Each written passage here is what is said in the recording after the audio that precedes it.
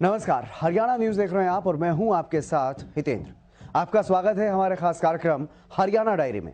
इस कार्यक्रम का एक ही उद्देश्य है कि आप तक हरियाणा के हर उस विकास की जानकारी पहुंच पाए जो मुख्यमंत्री मनोहर लाल के नेतृत्व में लगातार किया जा रहा है। तो बने रहिए हमारे साथ और देखते रहिए हमारा खास कार्यक्रम हरियाणा डायरी।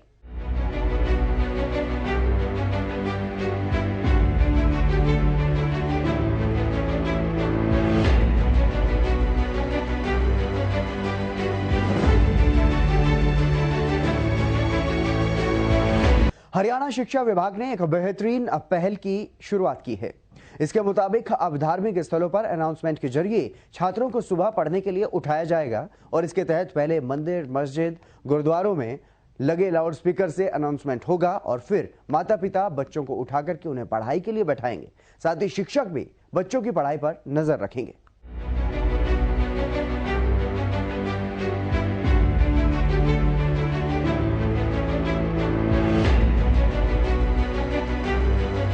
बच्चों की पढ़ाई लिखाई का एक समय होता है और कहा जाता है कि पढ़ने के लिए सुबह का समय सबसे बेहतर होता है। ऐसे में हरियाणा शिक्षा विभाग ने नई पहल शुरू करने का फैसला लिया, जिसके तहत तड़के सुबह अनाउंसमेंट की जाएगी और माता पिता बच्चों को उठाकर उन्हें पढ़ाई के लिए बिठाएंगे। शिक्षा विभाग की इस नई पहल के तहत हरियाणा में विद्यार्थियों को पढ़ाई के लिए सुबह जल्दी उठाया जाएगा। रोज सुबह धार्मिक स्थलों से अनाउंसमेंट करवाई जाएगी। अनाउंसमेंट के जरिए सुबह बच्चों को जल्दी उठाया जाएगा। तभी अभिभावक बच्चों को सुबह 4:30 बजे जगाएंगे। सुबह 5:15 बजे तक बच्चे पढ़ने लगेंगे। बच्चे समय पर उठें और पढ़ें, यह चेक करने के लिए ड्यूटी टीचर्स को सौंपी जाएगी। व्हाट्सएप ग्रुप में वो चेक कर सकेंगे कि कितने बच्चे पढ़ रहे हैं। विभाग का तर्क है कि पढ़ाई के लिए सुबह का समय सबसे उपयुक्त है। उस समय मस्तिष्क तरोताजा होता है। सुबह 2.5 से 3 घंटे पढ़ाई की योजना तैयार की गई है। इस बारे में पत्र जारी किया जाएगा। शुरुआत में यह योजना बोर्ड कक्षाओं 10वीं और 12वीं के लिए बनाई है। खास बात यह है कि इस बार 10वीं और 12वीं कक्षा में पढ़ने वाले विद्यार्थियों को शीतकालीन अवकाश नहीं मिलेंगे। स्कूलों में हाजिरी बढ़ाने के लिए अब टीचरों को अभिभावकों से मिलना होगा। सुबह मुखिया, कक्षा प्रभारी अध्यापक तुरंत माता पिता से बात करेंगे। एसएमसी की बैठक कर अभिभावकों तक पहुंचेंगे या संदेश भेजेंगे। अंग्रेजी, गणित व विज्ञान विषय पर ज्यादा फोकस किया जाएगा। हर विषय के अध्यापक अपनी कक्षा के विद्यार्थियों को 3 समूह में बांटकर तैयारी कराएंगे। पहले में मेरिट में सक्षम विद्यार्थी, दूसरे में 50% से अधिक अंक लाने वाले और तीसरे समूह में 33% अंक लेकर पास होने वाले विद्यार्थी रखे जाएंगे।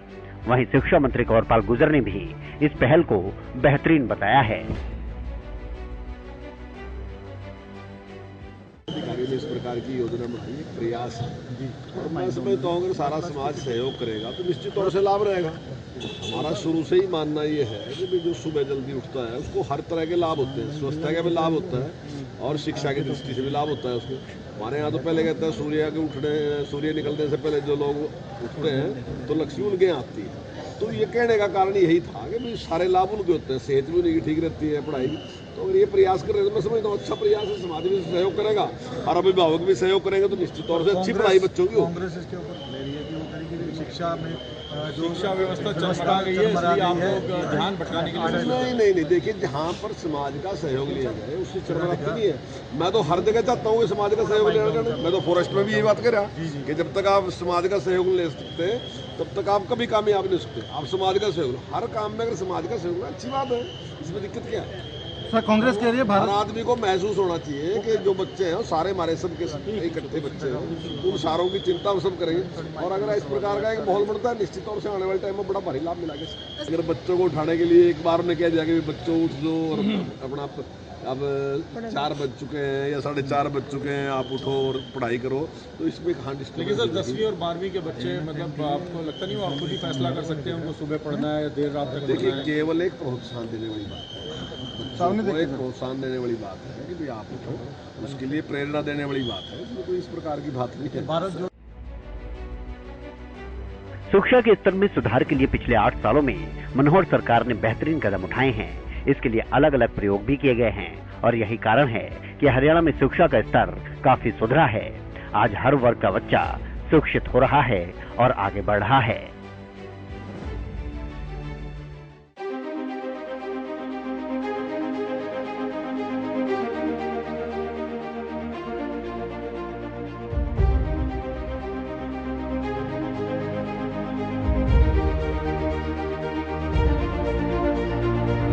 गुरुग्राम समेत आसपास के क्षेत्र के लोगों को अब कचरे की समस्या का सामना नहीं करना पड़ेगा। साइबर सिटी के बंदवाड़ी में देश के सबसे बड़े वेस्ट टू एनर्जी प्लांट का शुभारंभ किया गया है। बंदवाड़ी की इस 10 एकड़ जमीन पर वेस्ट टू एनर्जी प्लांट लगाया जाएगा, जिससे प्रतिदिन 25 मेगावाट बिजली का उत्पादन किया जा सकेगा। शहरी स्थानीय निकाय मंत्री डॉक्टर कमल गुप्ता ने इसका शुभारंभ किया।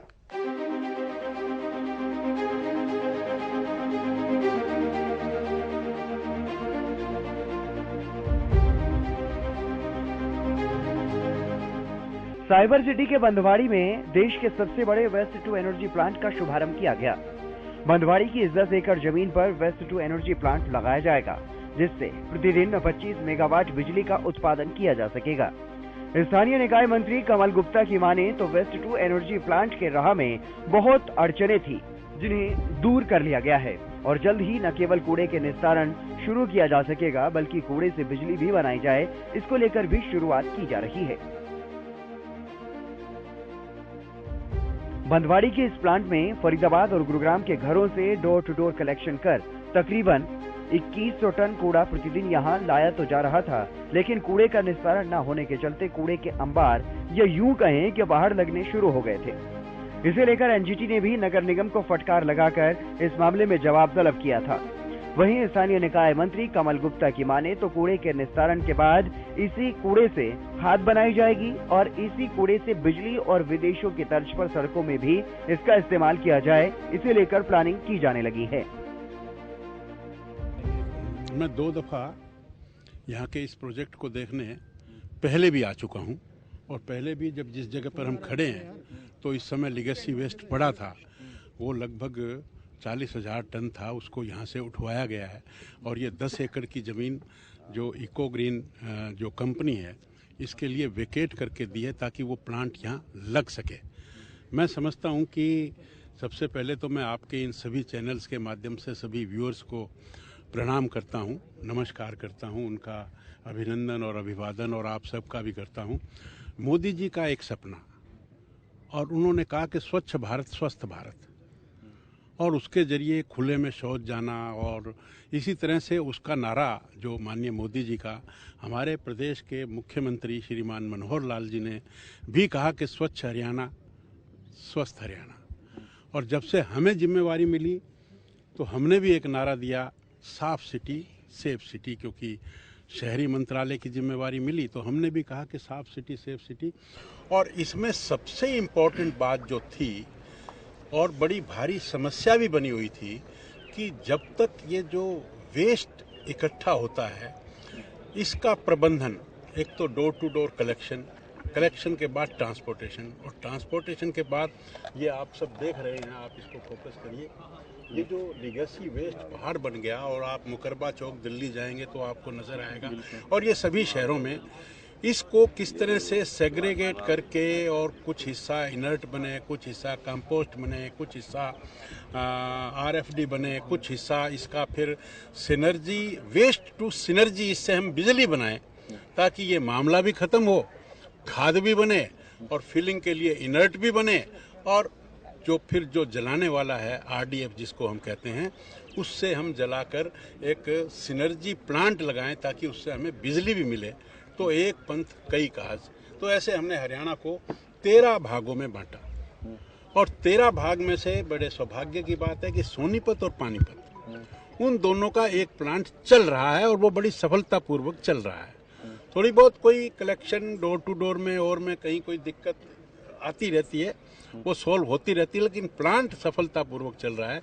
दूसरा प्लांट जो सबसे बड़ा प्लांट गुड़गांव और फरीदाबाद इस एरिया का, वो यहाँ पर लगाने का एक विचार आया और ये पिछले 2-3 साल से इसमें चल रही हैं। इसमें कुछ दिक्कतें भी आई, इसमें ये लीगेसी वेस्ट इतना ज़्यादा हो गया कि इनको ज़मीन मिलने में भी थोड़ी दिक्कत आई। अब ये ज़मीन खाली हुई है, तो अब ये आज मैं आप सबको बधाई देता हूँ, पूरे हरियाणा वासियों को बधाई देता हूँ और ख़ासकर गुड़गांव और फरीदाबाद के लोगों को और अधिक बधाई देता हूँ कि यहाँ पर ये प्लांट की कंस्ट्रक्शन का काम आज शुरू हुआ है और उसी का आज हमने मुहूर्त किया है। और ये यहाँ दीवार बनेगी 30 मीटर ऊंची, ताकि ये जो लीगेसी वेस्ट है ये इधर फिसल ना जाए, गिर ना जाए। तो मैं समझता हूँ कि एक बहुत अच्छी बात है और ये स्वच्छ भारत, स्वस्थ भारत, स्वच्छ हरियाणा, स्वस्थ हरियाणा और साफ सिटी सेफ सिटी के मूल मंत्र को आगे रखते हुए जो इस प्रकार से ये प्लांट बनेगा, तो ये आगे आने ये लगभग 2000 TPD यानी कि टन पर डे जो 2000 कलेक्शन होती है इन दोनों जिलों से, उसको समाप्त करने का काम ये प्लांट करेगा। और इसमें भी आगे इंक्रीज करने की भी क्षमता रहेगी। अगर आने वाले समय में 2000 की जगह 2500 हो, ज़्यादा हो, तो उसको भी हम यहाँ से दूर कर पाएंगे।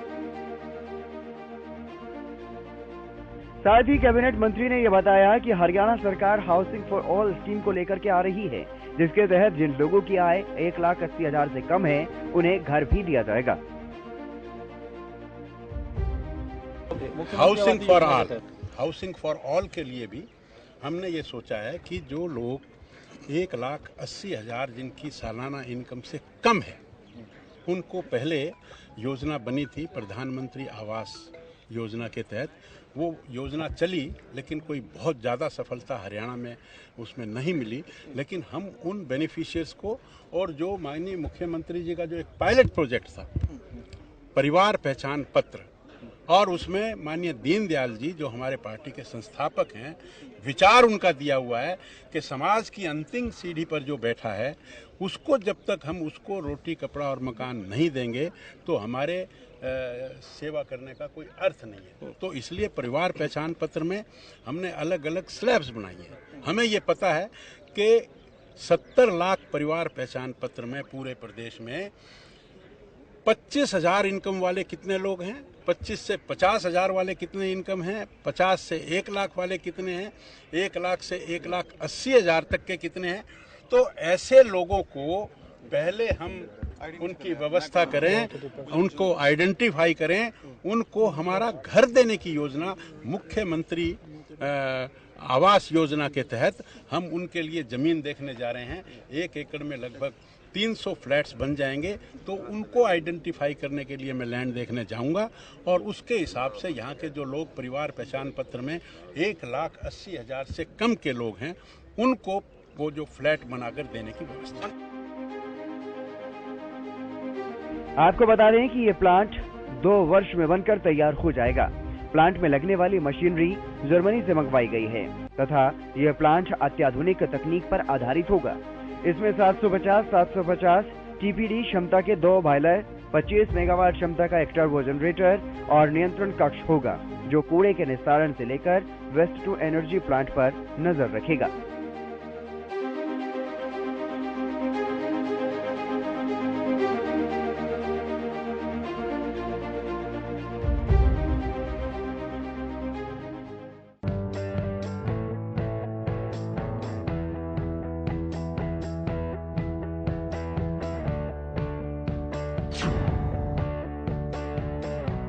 हरियाणा में चिरायु योजना लोगों के लिए जीवनदायिनी साबित हो रही है। करनाल में एक मरीज को दिल का दौरा पड़ा। परिजन निजी अस्पताल में मरीज को लेकर के पहुंचे, लेकिन पैसे नहीं थे। ऐसे में इस मरीज की जान बचाने का काम डॉक्टरों के साथ साथ चिरायु योजना ने भी किया है। परिजनों ने हरियाणा सरकार का आभार जताया।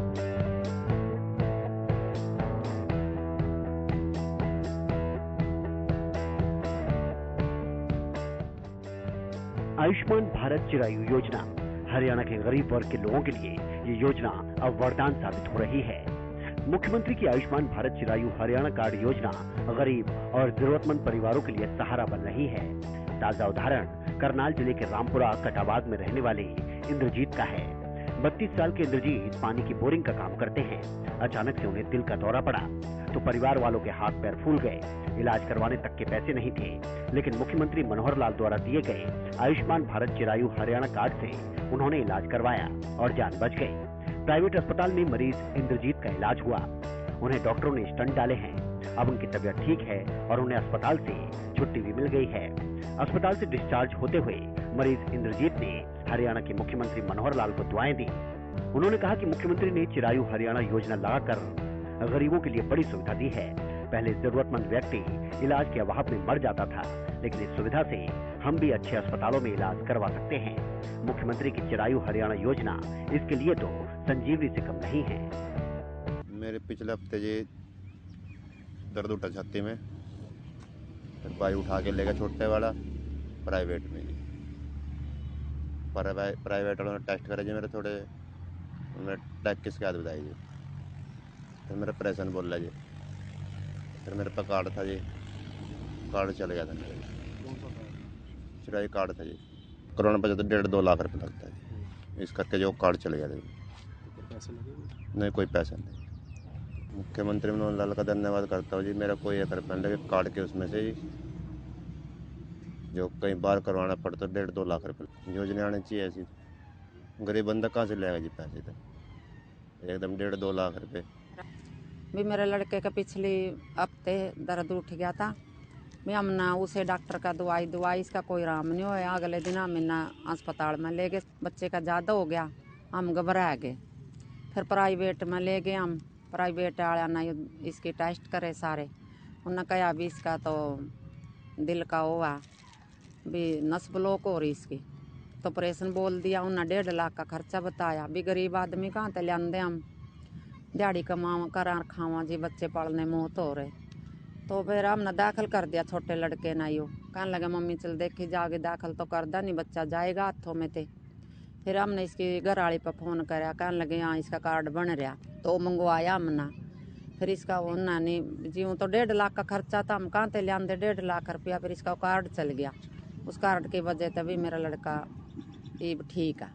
कौन सा कार्ड था? चिरायु कार्ड? चिरायु कार्ड जी, हाँ चिरायु कार्ड, आयुष्मान कार्ड यो चिरायु कार्ड था।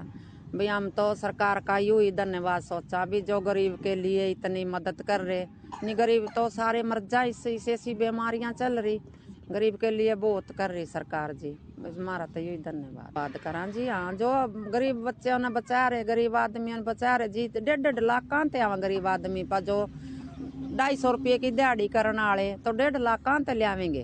अचानक इसका दर्द उठा, कोई ऐसी दिक्कत नहीं थी। पालो जी का कर रहे थे, खा रहे थे, दिहाड़ी पर जहाँ जी बोर के काम पर दिहाड़ी पर लग रहे, तो कभी हफ्ते में 10 दिन में पैसे दे दा, कोई अपना घर के खर्चे ले आवा। नहीं 1.5 लाख कहाँ थे आवा गरीब आदमियों पर जी। हम तो यही धन्यवाद सोचा भाई हमारा लड़का मेरे बच्चों में पोतों में ठीक आई इस टाइम।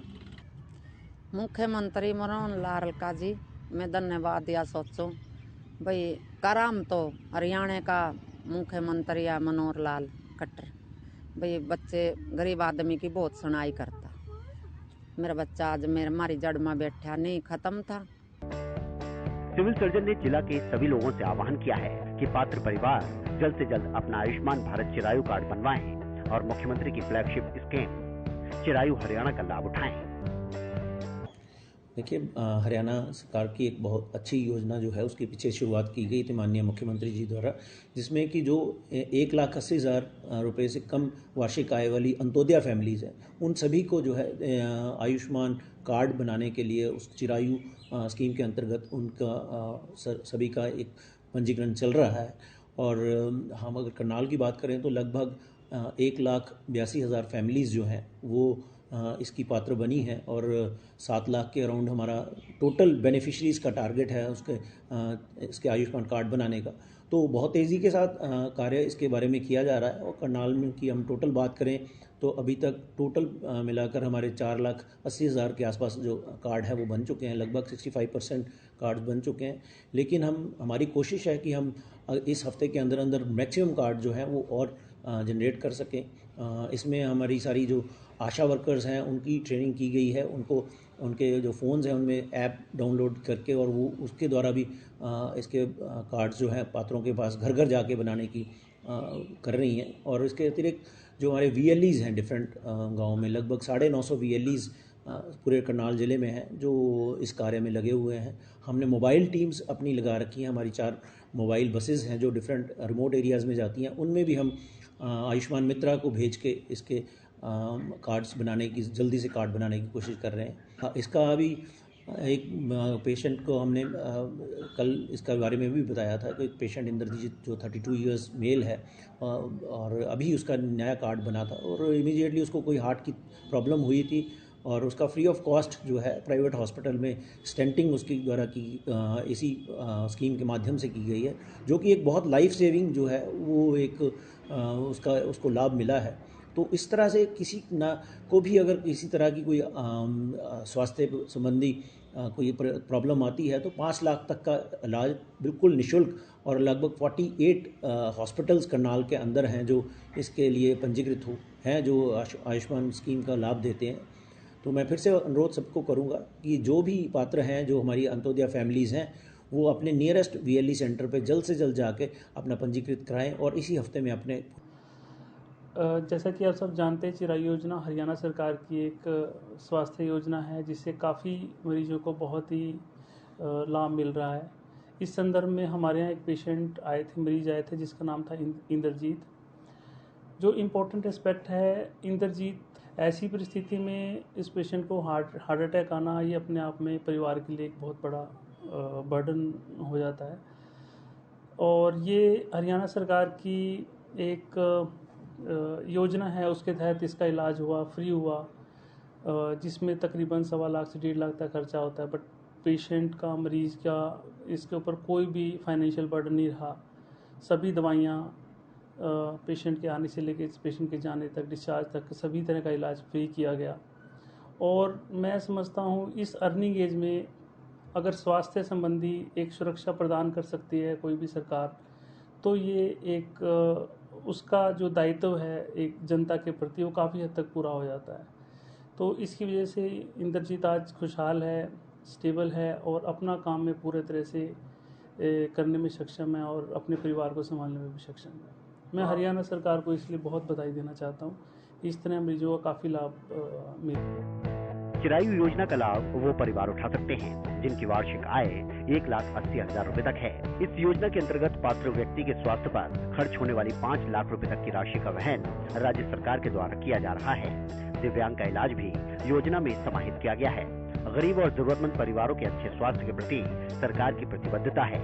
इस दिशा में हरियाणा के मुख्यमंत्री मनोहर लाल निरंतर कार्य कर रहे हैं। मुख्यमंत्री मनोहर लाल के कुशल नेतृत्व में हरियाणा प्रदेश लगातार विकास की ओर अग्रसर है। ऐसे में हरियाणा का हर वर्ग सरकार के कार्यों से काफी संतुष्ट नजर आ रहा है, क्योंकि हरियाणा सरकार का एक ही मकसद है कि प्रदेश के अंतिम व्यक्ति का विकास किया जा सके। फिलहाल हमारे इस खास कार्यक्रम हरियाणा डायरी में आज के लिए बस इतना ही। कल फिर मिलेंगे। आप देखते रहिए हरियाणा न्यूज।